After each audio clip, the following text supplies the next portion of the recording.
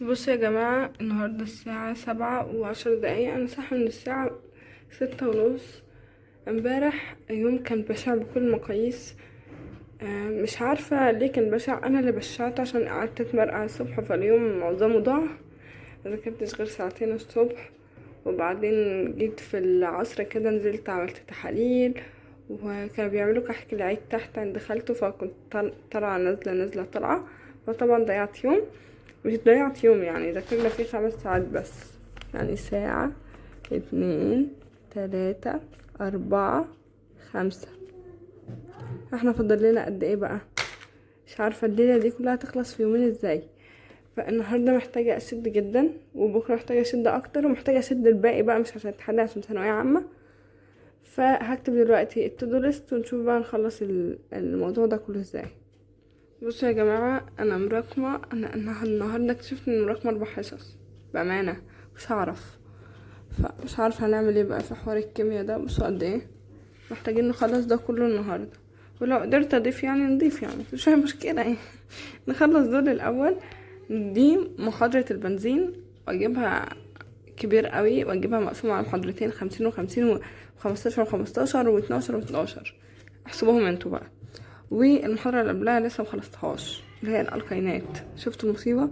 هنحاول دلوقتي ان انا اتحمل عواقب افعالي واخلص النهارده دول كلهم، لان لازم يخلصوا النهارده، عشان ما ذاكرتش يوم السبت اللي فات كيمياء فاتراكم عليا، والسبت اللي قبل ما ذاكرتش كيمياء فاتراكم عليا، فمرار.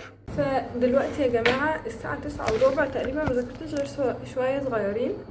وقررت ان انا انزل المكتبه. ليه؟ عشان النهارده ماما هتعمل كحك العيد، وانا لمجرد ان خالتي كانت بتعمل كحك العيد امبارح عندنا في البيت من تحتنا يعني، فانا كنت كل شويه انزل بطلع حاجات كده.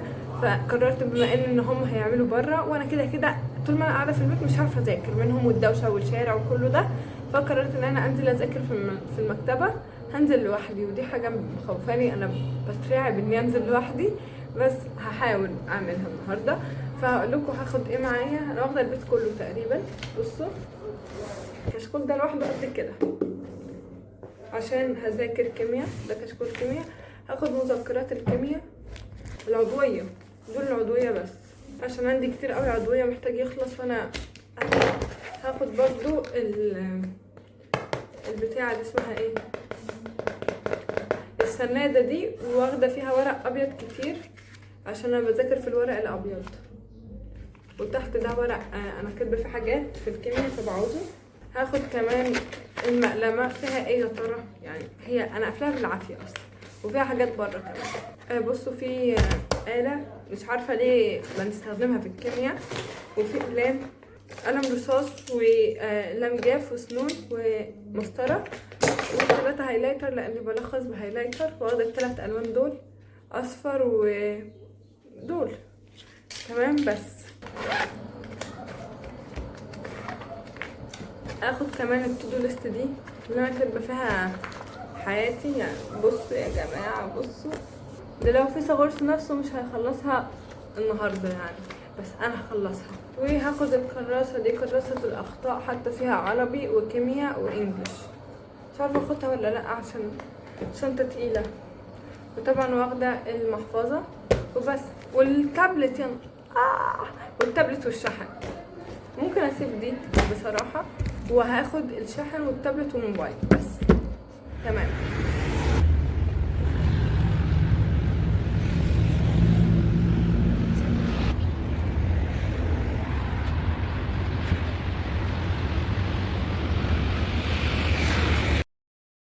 بصوا يا جماعة، هنا كنت في المكتبة وبذاكر. انا معرفتش اصور اكيد المدة كلها، انا اصلا كنت قاعدة مكسوفة، بس حاولت اذاكر على قد ما اقدر. وانتوا طبعا واثقين فيا ان انا مش هوريك وقت وخلاص، فاهمين، او اقول ان انا عملت ده وخلاص. تمام. بصوا، هنا كنت قاعدة بذاكر كيمياء، وكنت مفكرة يا جماعة اني متراكم عليا 4 حصص كيمياء، اني اعدي لي فترة ما بذاكرش كيمياء. بس الحقيقة ان الاسبوع اللي فات انا بجد كنت قاعدة الم في الكيمياء، فكان متراكم. ما كنتش قاعدة بلم في كنت بلم في شوية حاجات واقعين مني في العامة، وكان متراكم عليا بس محاضرتين في العضوية. اذا افتح الاسبوع ده الاقيهم 4 متراكمين عليا. فانا هنا خدت الصدمة. هو انا ما خدتش الصدمة، وانا قلت انا ما خدتش الصدمه ولا حاجه. انا قلت انا ده كله قاعده ما بذاكرش كيمياء، مش مشكله، وعديت الموضوع وقلت هلمهم.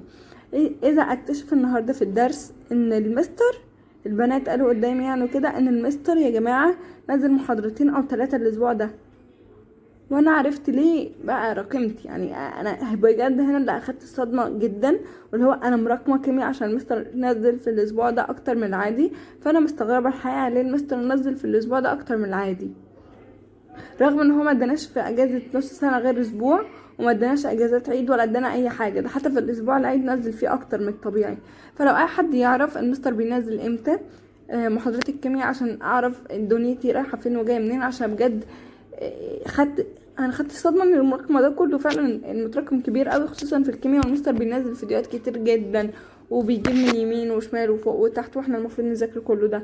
ما علينا، لو اي حد يعرف المواعيد يقول لي تحت في الكومنتات المستر بينزل امتى، او الكومنتس عامه. وهنا كنت قاعده اعمل ايه، كنت قاعده الخص درس العضويه اللي هو الالقينات ده.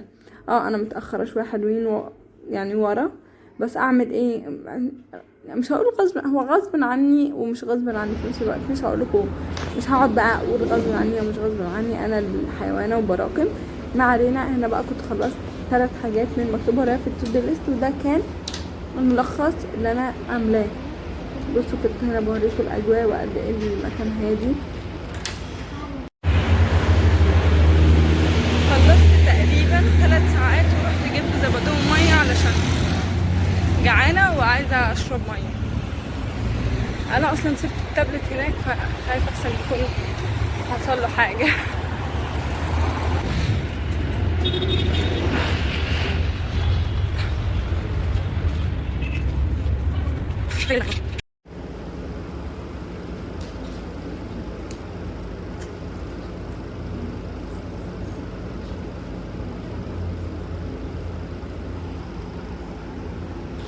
اي حد حابب ينزل يذاكر بره البيت يا جماعه ينزل، بس ما ينزلش لوحده عشان الموضوع هيبقى ممل عامه، مش عشان تتكلموا بس، احساس ان انت قاعد لوحدك في مكان محدش يعرفك حواليه.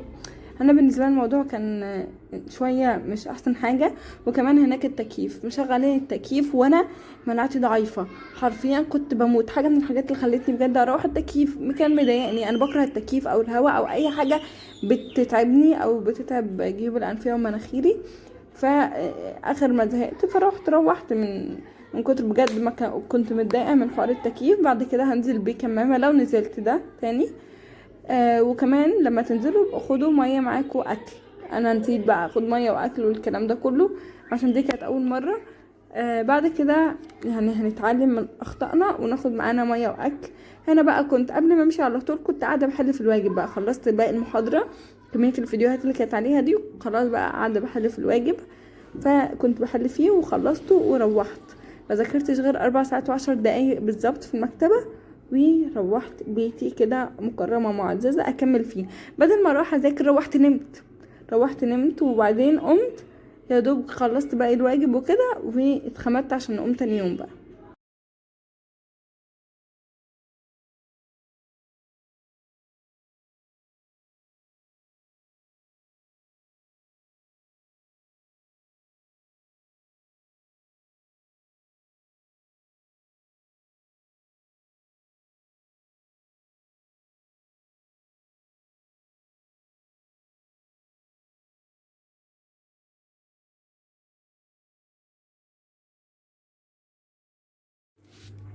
بصوا يا جماعه، هو انا تقريبا اول امبارح ما حددتش الساعات اللي ذاكرتها، مش عارفه حددتها مش فاكره.